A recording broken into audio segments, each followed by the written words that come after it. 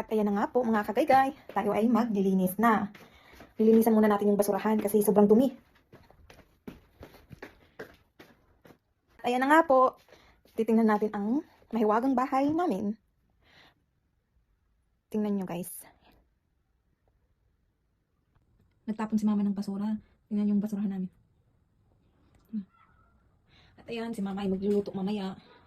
Yan yung lulutuin niya. Ewan ko anong gagawin niya dyan. Dito, sobrang dumi. Magluluto na sana siya kaso umalis siya agad. Magsusundo kay Bibi. At ito na nga po.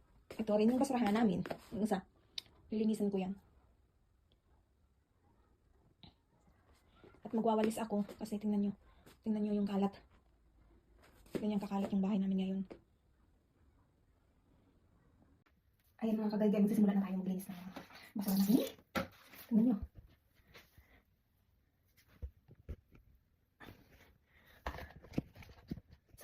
Sobrang dumi, di ba?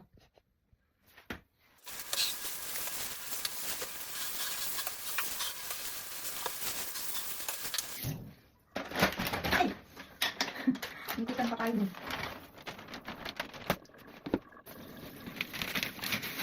Ang pangit ko. Hindi kasi wala kasang nilalagay sa dito kasi sa China. Wala akong nilalagay sa mukha.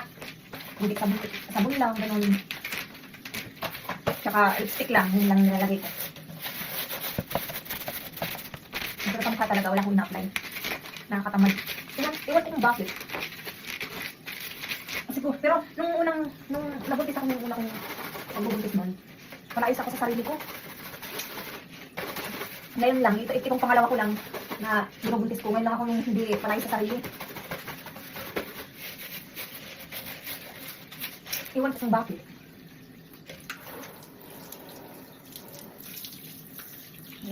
Sobrang gulo ng basurahan namin. Si mama kasi, kahit na may plastic na yung basurahan namin, hindi niya inaayos yung paglagay ng plastic. Kaya ayun, lagi madumi yung basurahan namin. Okay na siya. Hindi na siya madumi.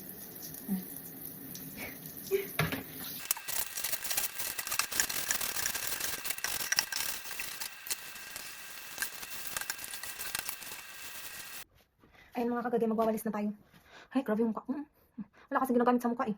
Haggard na haggard. Mag-start na tayo magwalis.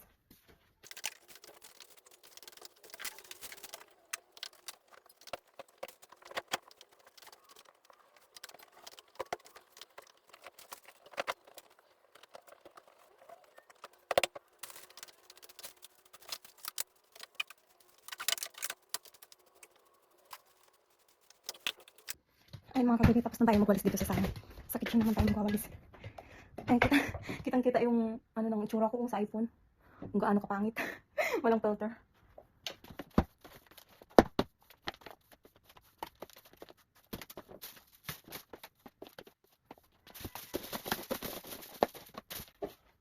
At ayun mga kagagay, mag-mop na tayo.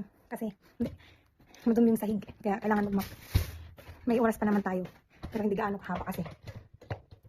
Kasi mas maaga na lumalabas si Bibi. Kasi mas maaga na yung labas niya sa high school.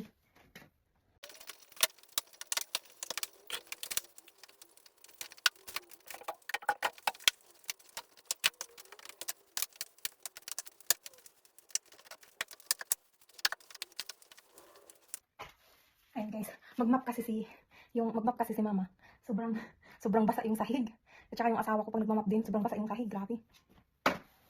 At ayan mga kagaya, dito naman tayo sa kitchen mag-map.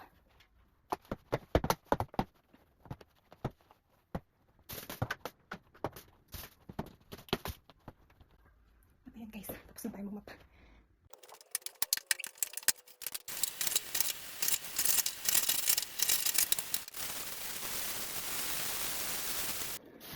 Magwalis muna tayo sa kwarto namin guys.